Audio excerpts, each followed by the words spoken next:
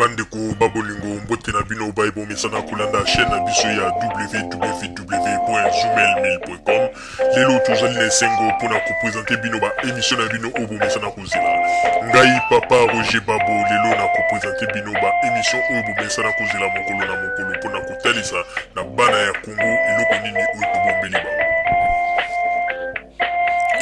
Maman Rosalie Lokosu n'a eu responsabilité monene na chaîne ya www.zoomel1000.com pour na kotalisa na peuple congolais vérité to bosolo oyo nini esengeli na biso bana ya mbonga toyeba esika oyo bato bazali kokangela bato misu to bazali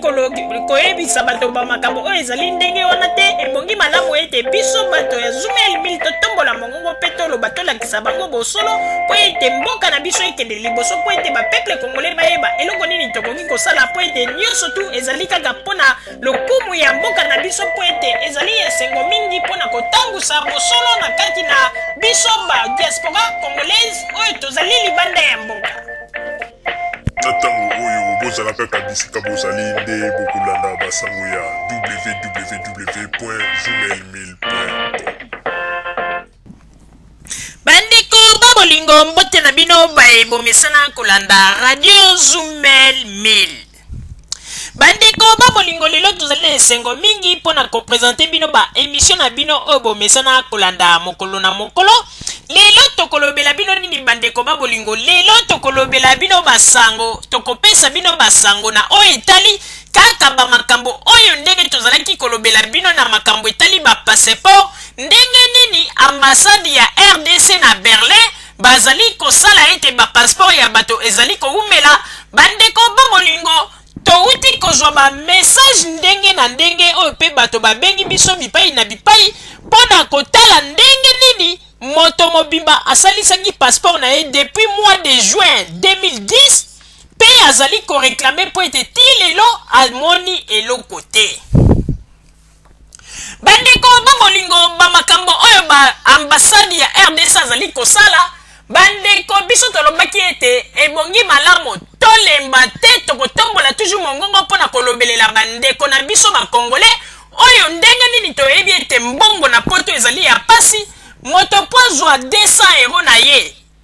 akanga motema akende afuta mbongo na ye po ete azwa document officiel ya l'État ekomi nde problème. Bakonzi ya mboka ya Congo tozali koloba ete bino bolobi ete ba peuple nyonso tu il faut balanda mibeko oyo mboka ezali kopesa ezali malamu mingi. Mais tango bino bozwaki décision bolobi ete ba passeport nyonso tu ya kala il faut changer ya sika il faut ya bato nyonso bandimaki ide na bino po ete bamonaki ete ezalaki ide moko ya malamu na ndenge ete bolobi bopesa bato ba passeport biométrique. Mais tango bino bozwi likambo wana bopesi yango na maboko ya bato ya ambassade, bato ya ambassade mosusu bakomi kozwa yango neti esika na bango oyo bakosala fortune, esika na bango oyo bakongindela bakozwa mbongo. Bandeko babolingo likambo oyo tozali koloba tokoki koepargne moto te po ete soki moto zali koepargne bato ezali neti tozali kosalir réputation ya bakonzi ya Congo oyo lelo ndenge bakoma kofinga bakonzi ya Congo, bakoma koloba ete bakonzi ya Congo bazali koyimba bato mpona kaka bato oyo bakonzi ya Congo kuna na Kinshasa bazali kopesa bato ya confiance pe kotinda bango na ba mission diplomatique ekomi nde esika libulu na bango ya mbongo ya koescroquer bato. Bandeko moto asalisi passeport depuis mois de juin ti lelo bandeko ata bino moko azwi nanu passeport na ye te na kati ya Allemagne. Bandeko oyebi ete bamakambo bato ya ambassade bazali kosala biso ezali malamu mingi te, parce que tango tozali komona ndenge bandeko congolais bazali kolela pe bazali koya ko si gérer ma problème na bango epa na biso ezali malamu te. Alors tokotanga mokamda ya ndeko moko awuti kokoma boy apesi biso message alobi ete boyoka malamu bandeko bofungola matoi. Ndeko wana apesi biso message alobi ete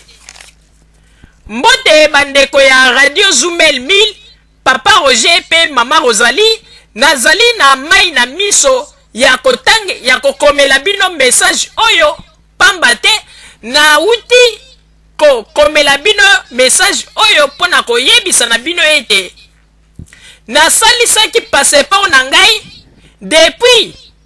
mois d'août 2010 nano nazwi réponse na yango te. Alors namekaki kosala ba enquête na ngai pe kokota kotuna na ndenge ya CC baye kopesa ngai information moko balobi ete mama ambassadrice Shakembo oyo azali bongo na ambassade ya RDC na Berlin balobi ete azali na mobali na ye oyo aya na ye awa na Allemagne. Alors mobali na ye wana asalaka eloko te aza na mosala te eloko moko te paraît-il ba fuite touti kozwa balobi ete bambongo wana nde mobali ya mama Shakembo moto atravaillaka yango pona kosala ba bénéfice et puis pona kosala ba bénéfice et puis le reste ya mbongo nde bazali kokomande ba passeport malembe pona bato mosusu oyo bazali na ba retard yango wana bandeko ya Radio Zumel mi na komeli bino pona bomeka kofaire pression na bandeko oyo balobaki ete bakozwa date pona likambo ya mars bazwa date yango na lombangu po ete biso nyonso tu tozali d'accord pe tozali prêt même ya ko sacrifier ba misala na biso po ete tokende liboso ya ambassade to sala marche po ete trop c'est trop pe ba makambo nyonso oyo bato ya ambassade bazali kosala tosi toyebi yango mama Shakembo azali na équipe na ye mobimba oyo bazali na kati ya ambassade pe na mobali na ye oyo azali pas même na fonction na kati ya ambassade pe bango nyonso tu bazali bato oyo bazali kotravailler na bambongo ya bato oyo bazali kosomba ba passeport yango na sengi na bino bomeka ko faire passer message oyo po ete bato bayoka yango parce que ezali likambo oyo na uti kozwa yango na source. Merci na sengi na bino ete courage po ete bino nde moto bozali ko passer quand même ba message na biso bandeko babolingo wana ezalaki message oyo ndeko mobali aye kokomela biso pona ete passeport na ye eumeli pe na suka ya message na ye akomi 3 fois bandeko Shakembo dégage, Shakembo dégage, Shakembo dégage pe alobi ete wana nde ezali message oyo bakotia soki bapesi bango date ya marche ezali message oyo na sengi ete batia yango na ba banderole. Ok bandeko bolingo na banzi ete wana ezali ba message oyo bandeko bazali ko faire passer biso tolobaki yango ete tozali bato oyo quand même tozali koloba pona ba peuple congolais tolobaki yango ete ndeko okoki na yo koyina biso okoki na yo koloba n'importe quoi mais tango mboka na biso nyonso tu tolingi changement il faut tolakisa esika nini tokoki kotambolela po ete changement ekota na kati na mboka na biso bandeko. Comment expliquer ata bino moko bato ba congolais balelaka boy biso moko tovandi na poto tozali komona po ete moto azalaka azwa kaka 200 €. Ezali je mukete. Mais pourquoi bino kuna na ambassade ya RDC na Berlin bokoki ko komisa yango neti esika na bino moko bokomoni yango neti chance oyo mapate fungwami pona bino bo bandasiko ko profiter ko sala ba congolais mabe. Tala lelo bato mosusu bazwi décision balobi ete il faut bapekotisa ba dossier na epai ya bavocat na bango po babanda kofunda bino na niveau ya justice. Tala lokumu ya ambassade ezali wapi? Lokumu ya ambassade ezali wapi? Alors na ye moko pe mama ambassadrice Chakembo akoki même kotelemela likambo yo te bon ye moko pa kokotala lobi mais badocument ya bato quand même esi eumeli pourquoi pas kotelemela yango mpona nini congolais alingaka ete amaltraite ndeko na ye tina ndenge moko ya mabe sima soki bato babandi koloba balobi nini tala bato wana baimpoli bakomi kofinga alors sikoyo na bino na bato oyo bazali koreklame bapasseport na bango banani bazali moins sérieux yango na tolobi ete bandeko bakomelaki biso oyo balobaki ete bakozwa date tolingi toyeba bokomela biso botuna date yango bademarshe oyo bozali kosala oyo bokendeki deja na polisi ya Berlin oyo bolobi bokende na polisi ya Berlin mpo bosenga date situation yango ezali ndenge nini boyebisa biso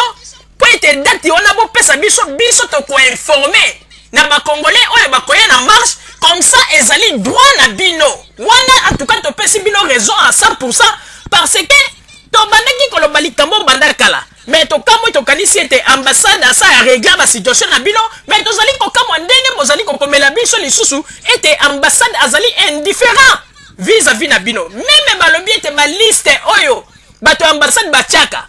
okomona soki balobi ete ntango mosusu okomona 10 okomona balobi ntango mosusu okomona 10 passeport eye bazwi na bakombo mosusu ya lokuta bakisi mpo basala ete bapasseport ezali koya mingi mais bakomprendre basystème wana nyonso bandeko soki lelo soko otali na baliste na bango mpo tozali kokamwa ndeko mosusu alobi ete ye depuis juin passeport na ye nano azwi te mais ntango bino botiaka na liste na bino ya ambassade wana bokomi ete bapasseport ya mois de mai bapasseport ya mois de mars alors koloba ete donc eza nango bafantaisie ntango bozali koloba ya mois de mai ebongo bato ya mois de juin ndenge nini bazwi bapasseport na bango te ya année passé botika biloko bozali kosala bozali koyokisa mboka na biso soni po ete babiloko ya boye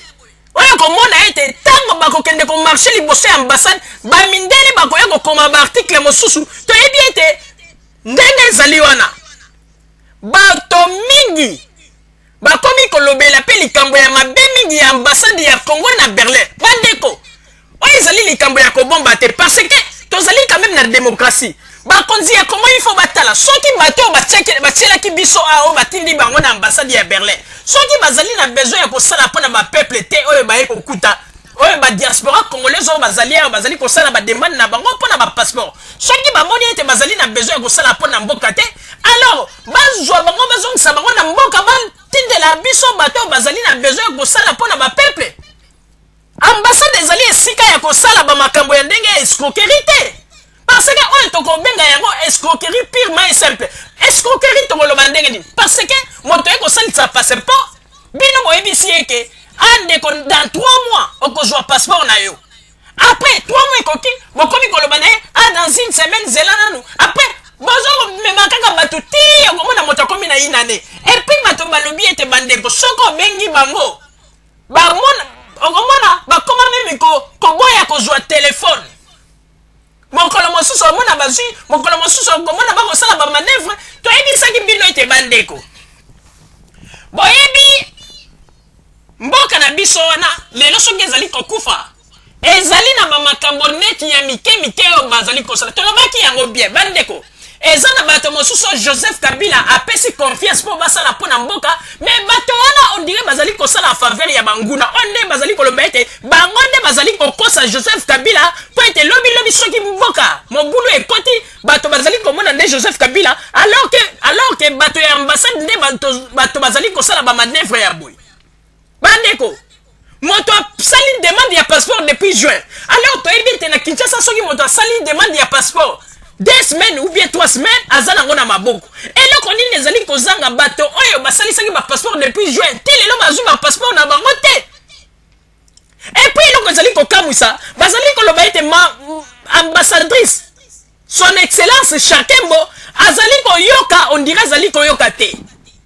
bandeko babiloko oyo bozwaka yango liseki te bato toza koloba yango bato na poto mitu ese echauffe mokolo ezali okomona ete bokomi koyoka o bato ambassade ya Congo bakomi kokima babiro po ete bino boza koyeba te pression nini bato basi bakomi nango na bamessage mosusu bato bazali kokomela biso ya bamenace bandeko bokeba tozali kosenga na bato ya ambassade ya Congo bokeba po ete makambo niveau ekomi kokoma na niveau moko ya mabe parce que bato wana lelo soki bazali koloba bazali na raison bolinga te bokomisa bato nyonso tu oyo na poto ya bana ya kuluna toza koloba ntango nyonso bakonzi ya Congo botala likambo oyo botelemela yango botuna mama Shakembo bambongo ya bato wana nyonso tu atie yango wapi po ete bato mosusu balobi ete babengi meme bandeko na bango bazalaka na niveau ya affaire étrangère affaire étrangère lobi toza na badossier ya moyen to finaliser yango ezala te po ete ambassade etindi nanu bambongo te ya bato mosusu alors bambongo yango batiaka yango wapi omoni place toza koloba ete escroquerie ezali kotourne na kati ya ambassade vraiment tozali kosenga na les rais soki ya komeka nanu achange ekipe nyonso tu ya ambassade po tomoni ete atindeli biso bato nde ya kopola awa na kati ya ambassade ya RDC parce que to épargné mingi tomoni ete ezali na ntina moko te koloba ete tozali na bato na barepresente ya ambassade awa na mboka mpo lelo oyo soki mpe congolais azwi likambo tondimi te ke mama Shakembo akotelema po aloba ete akei koassiste congolais po soki kaka na makambo ya bambongo ya ba 200 € azali kosala bacongolais boye ebongo soki un congolais azwi problème est ce que akotelema donc mpo na biso tomoni ete ebongi malamu les rais afungola miso mpo na likambo oyo bato oyo atindeli biso awa bazali bato ya malonga te donc bachange bango nyonso tu bazali na bango kaka bato ya kopola parce que ekipe oyo ezali kotravaille na ambassade na biso bazali nde kosala bato ezalazala bandeko eza na bato mosusu oyo tomoni meme bamessage na bango batindi na balettre oyo misala na bango eza kokomela bango nzoka nde bamisala na bango bazali kotia bango meme pression mpo na likambo ya bapasseport bamosusu bazali nano baza meme na baproblème na niveau ya misala yango na tolobi ete bato bazali kosala badémarche mpo na likambo ya marche bosala un peu rapide po ete bato bazali kotuna biso date nini oyo bopesi po ete bakende kose manifester devant l'ambassade balingi bayeba date bokomela biso comme ça biso tokoannonce yango à partir ya radio parce que trop c'est trop en tout cas tozali pour bino à 100% tokoki jamais koloba ete bato ambassade balingi mboka na biso mais balingi mboka te bazali nde konyokola bapeuple papa Roger na pesi yo maloba. Merci mingi mama Rosalie pona kopesa ngai maloba bandeko babolingo vraiment ezali mawape pasi komona ete tango bato bazali koloba ete mboka na biso etambole kende liboso mais tozali komona ete bakuluna en cravate jusqu'à présent bazali ko faire fonctionner machine na bango na babisika oyo Joseph Kabila to gouvernement ya Congo est placé bango olie basala pona mboka me balingi kosala pona mboka te bandeko babolingo tango biso dozwi ba message oyo lokola papa Roger lokola papa Botamba azali kuna na Kinshasa tobengaki papa Botamba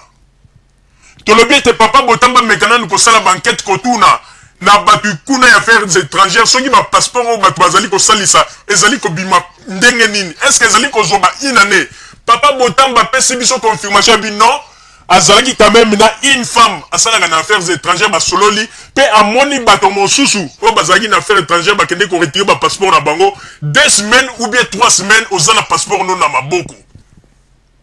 alors place to ko conclure pe mbala momo to pesi sikoyo ba congolais bazali ko komela biso réseau to lobité oui donc o bazali ko sala ezali escroquerie ya kati ya ambassade bande ko congolais biso siko to lobi yango bien po to laksa bino de tozali wana te po ntango mususu batenge babanda koloba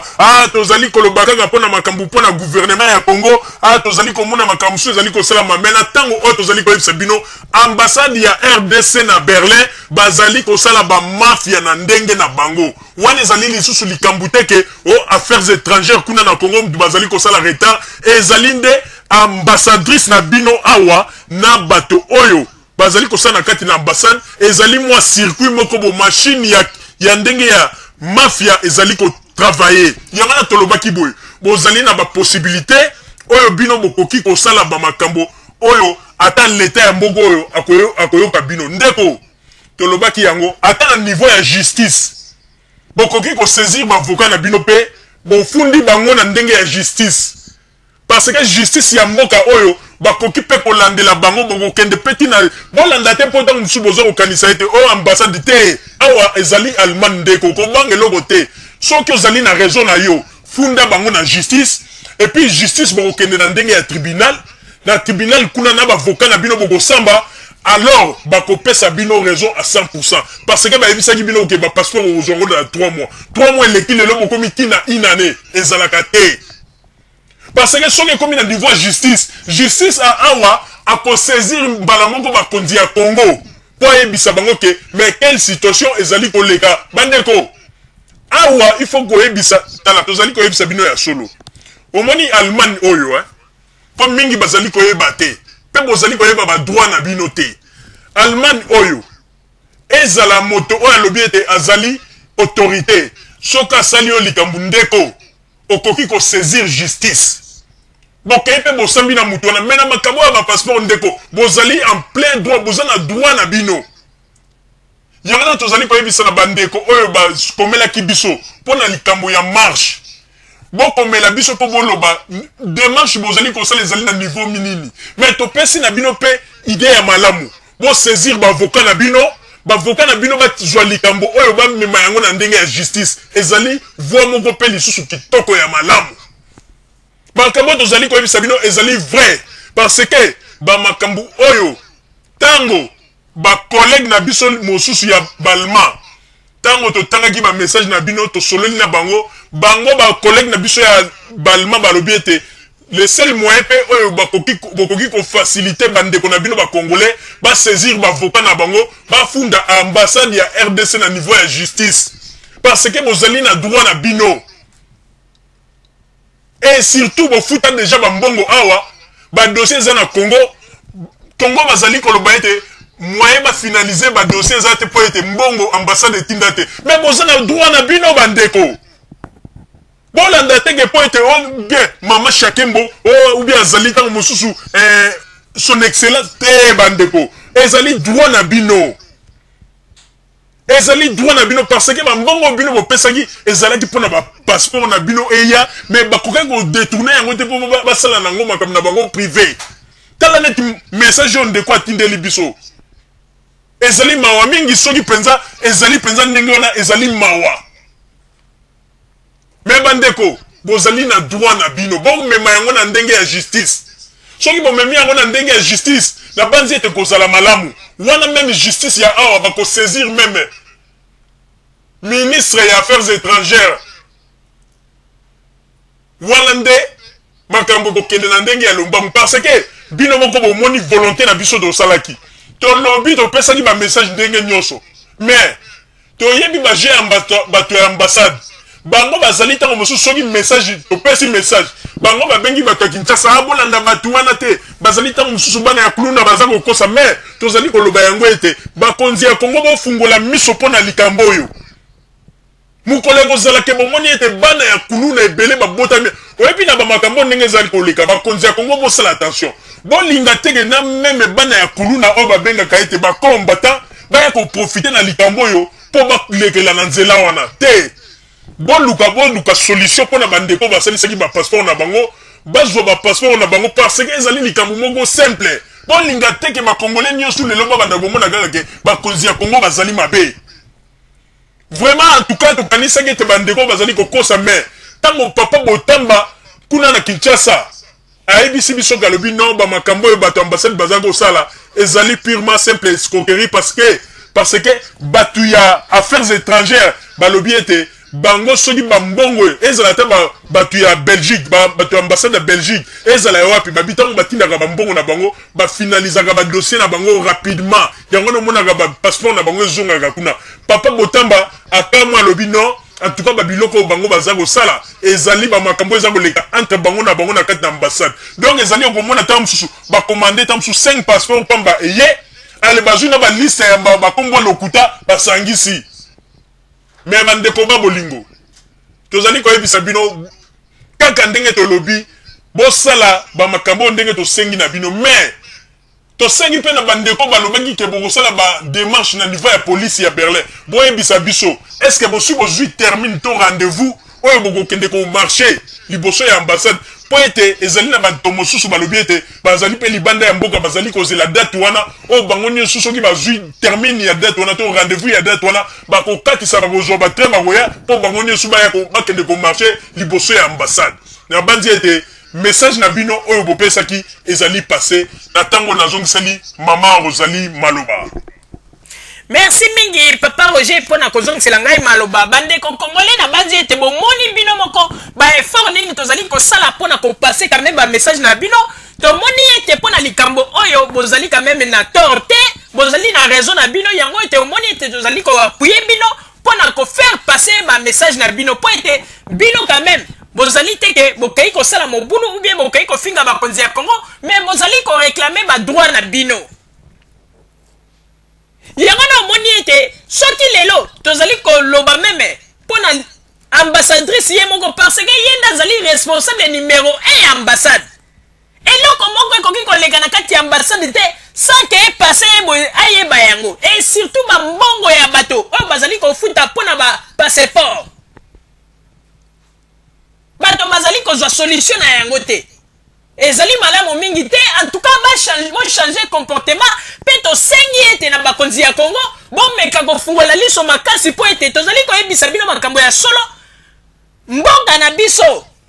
bokanisa te kaka ke na kati ya Congo nde tokozala toloba ete tombongisa mboka na biso na mpona ba oyo bazali na kati ya Congo non ata mpe ba oyo bazali libanda ya mboka il faut qu'on contrôle bango parce que kikulu na cravate ezali kaka ba oyo bazali na kati ya mboka te ata libanda ya mboka pe bande koma bolingo tozali koyebisa bino ya solo bosala tout boluka moyen bozwela bato oyo solution po ete bande koma bolingo biso tozali koloba yango toboyi ke un jour bato babanda koloba bato ya radio na babandaka koloba déjà mais tala lelo likambo ekokweya po ete babiloko tozali koloba bandeko bato mosusu bakomi na baesprit moko ya kosangana po eza na makambo mosusu oyo bakomi moye totanga yango eza te mpona na ndenge kaka ke ya kobatela mpe mwa barespect mosusu mais tozali koyebisa bino ya solo bamessage mosusu tozwi bato mosusu bakomi loin bato mosusu bakomi loin wana nyonso tu mpona nini soki bato bakomi kokomela biso kosenga na biso totombola mongongo toloba po ete bato ya ambassade baye kokonstate ke baza lokuta verité eza kati na bango te bakoyebisa bato ke lelo boye balobi bachange donc bato balobi ete baza sérieux te donc lokuta na lokuta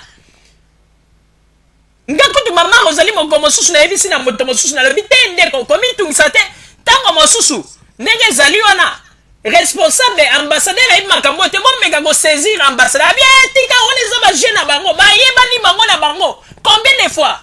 tosi tosala tu mpona kointervenir bamessage même tokoma ambassadrice aréagisaka te bandeko omoni tala ti sikoyo bakomi kopesaka na bamessage mosusu oyo pa meme bakoki kopesa mpona nini bino moko bato ya ambassade bolingi kose respecte te bandeko tokoyebisa bino boye po ete kerelo esila ezali malamu mingi ndeko okoki koluka avocat oza kaka na badossier na oyo ya ambassade avocat afundi na niveau ya tribunal nde moto ekokata makambo mpe tribunal mpe moto ekopesa ambassade délai po ete yo ozwa passeport na yo ezali kaka wana bandeko oyo tozali kopesa bino ezali chemin ya malamu ya mokuse toboyi te oyo bino bosali bolobi te bokomarche liboso ya ambassade ezali mpe malamu mais chemin ya malamu ebongi malamu kopesa likambo na ndenge ya justice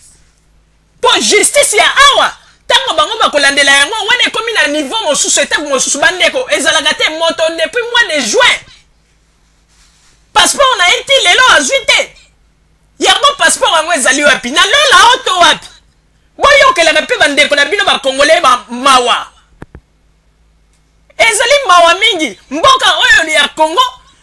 Joseph Kabila na gouvernement baza kosala mpo ekende liboso mais eza na bato mosusu oyo bazali kolinga kosala bango bazali kokosa neti bazali ko travailler pour na mboka nzoka nde bazali ko travailler pour na banguna bandeko soki Joseph Kabila na gouvernement bapesi occasion pour ya ko représenter Congo na ambassadeur elingi koloba te ke batindi yo pour ya ko sala sikoyo n'importe quoi et surtout na bambongo ya ba congolais bazali ko zwa na pasi soki boyeba ki ete ba makambo yango ba passeport e ko zala pasi boy mais il fallait motikela bantu na ba passeport na bango kala bazalaki na yango olobi na batu bo futa autant pour ete ba passeport ozwa bato balandi maloba na bino bafuti bambongo mais ndenge nini ekomi lisusu bokomi kosala bango ezalazala bino bato ya corps diplomatique mobimba lokuta vérité eza na bino te na minute moto moko azokwara na bino susu aza te moto azokwara bino aza te mpo bamoni ete lokuta esi eleki vraiment bandeko bolingo na banzi ete topesi bino procédure ya malamu mpe tosengi na bandeko boloba ye bokosala badémarche na niveau ya police ya Berlin boyebisa biso soki badémarche na bino ekomi na niveau nini mpo na likambo ya marche et puis toza kosenga ndeko soki mpo olingi ozwa solution na ndenge topesi yo ndeko okoki mpe kopesa likambo yango na niveau ya tribunal avocat na yo afundi na ndenge ya tribunal mpe bokei na bato ya ambassade kosamba tribunal nde sikoyo moto akoyebisa na ambassade bon moto oyo ndenge asalesaki bapasseport na ye topesi bino ambassade ntango oyo moto ifo ozwa passeport na ye ndeko wana nde ezali kutu solution ya mokuse mpo awa na Allemagne eloko ezali kosala biso bakongole mpo mingi bayebi balwa te mingi bazosuka kaka na niveau moko bazoyeba teke ntango ozali na raison ozali mpe na droit ya koporte meme moto azali supérieur epai na yo na niveau ya tribunal il faut boyebaka ete bozali na bapays développé yango tolobi ete bakongole il faut boapprendre mingi kombo ya ambassade ebangisa bino te boza na droit ya koporte plainte parce que ezali badroit na bino babiloko ya boye ntango mosusu bino boza kofinga Joseph Kabila na gouvernement alors ke bayebi elongo te ezali kaka baje ya bato ya ambassade oyo ezali kosalama awa vraiment ezali pasi mpe mawa bandeko bolingo na banzi ete message na bino oyo bosengaki mpo na biso to faire passer yango na banzi mpe bolandi ndenge nini tolobi alors biso tozali kozela soki tozwi date oyo bapesaki oyo bato balobaki basali badémarche mpona na niveau ya police ya Berlin mpona marche tokozanga te koyebisa na bino mais toyebisi mpe na bato mosusu ke oyo bomoni ete bozali mo apresse bosaisir kaka bavoka na bino bokende na ndenge ya justice na banzi ete wana nde ekozala mpe solution ya malamu mpo ete soki bokomi na ndenge ya justice bokokende kosamba justice azali na droit ya koyebisa na ambassade mpo na passeport ya moto oyo lokola bopesaki ye batango eboyeboye alors ke batango na bozali kokokisa te alors biso justice topesi bino dele ti mokolo boye moto oyo ifo zwa passeport na ye awa ezali ya Allemagne bandeko tozali koyebisa bino bamakambo mpo toyebi quand même baloi mpe toyebi baarticle oyo ezali koloba na makambo tozali koyebisa bino bomikosa te mpo ezali na balma mosusu oyo deja bato si tosololi na bango bayebisi biso ndenge nini makambo wana etambolaka awa na Allemagne na banzi ete message oyo bozalaki na yango tozalaki na yango mpona kopase mpo na bino yango wana bandeko babolingo bozala kaka bisika bozali na nsima ya bangonga nde tokopesa bino basango na oyo etali radio Zumel 1000 merci bandeko babolingo mbote na bino bayebomesana kolanda chaîne na biso ya www.zumel1000.com lelo tozali na esengo mpona kopresente bino baémission na bino oyo bomesana kozela ngai papa Roger Babo lelo na kopresente bino baémission oyo bomesana kozela mokolo na mokolo mpona kotalisa na bana ya Congo eloko nini oyo tobombeli bango mama Rosalie Lokosu nazwi responsabilité monene na chaîne ya www.zumel1000.com mpona kotalisa na bapeple congolais vérité to bosolo oyo nini esengeli na biso bana ya mboka toyeba esika oyo bato bazali kokangela bato misu to bazali koyebisa bato bamakambo oyo ezali ndenge wana te ebongi malamu ete biso bato ya Zumel 1000 totombola mongongo mpe toloba tolakisa bango bosolo mpo ete mboka na biso ekende liboso mpo ete bapeple congolais bayeba eloko nini tokoki kosala mpo ete nyonso tu ezali kaka mpona lokumu ya mboka na biso mpo ete ezali esengo mingi mpona kotangusa bosolo na kati na biso ba diaspora congolaise oyo tozali libanda ya mboka na ntango oyo bozala kaka bisika bozali nde bokolanda basango ya www.zoomel1000.